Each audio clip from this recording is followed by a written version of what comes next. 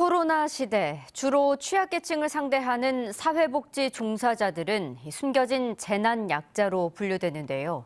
최근에 사회복지 종사자들이 일반인에 비해 우울감이 5배 이상 높고 각종 폭력에 시달리고 있다는 조사 결과가 발표됐습니다.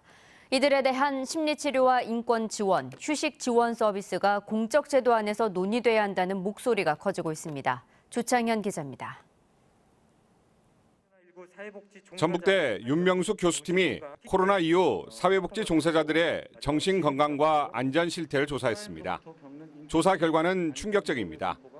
사회복지 종사자들의 우울감은 일반인에 비해 5배 이상 높았고 이용자에게 신체, 언어 폭력을 경험한 비율도 60%가 넘었습니다. 종사자의 16%는 만성적인 불안감에 시달렸고 우울감과 불안감은 남성에 비해 여성 사회복지사가 더 높은 것으로 나타났습니다.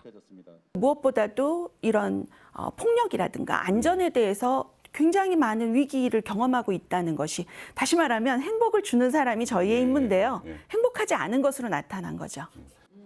코로나 사태 속에 사회복지의 역할과 의미는 더욱 강조되고 있는데 사회복지 종사자의 처우 개선은 이루어지지 않고 있습니다. 사회복지사 처우 개선에 대한 법률과 조례 등이 제정돼 있지만 실효성 있는 변화 움직임은 없다고 전문가들은 지적합니다. 근본적으로 이 노동권과 환경권에 대한 어떤 대안을 만드는 게 중요하기 때문에 그 행정이나 정책 당국에서 사실은 의사결정을 해주셔야 되는 부분이다. 그리고 이것에 대한 조례가 있기 때문에 그 조례에 대한 부분도 개정이 좀 되어서 서울시에서 상당히 많은 어떤 사회복지사 처우 개선 진전을 이뤄내는데 이게 예산만 가지고 이뤄낸 건 아니거든요. 단체장의 의지, 그다음에 거기에 함께 했던 그 사람들의 어떤 참여, 그러니까 중요한 건 행정의 의지가 중요하거든요.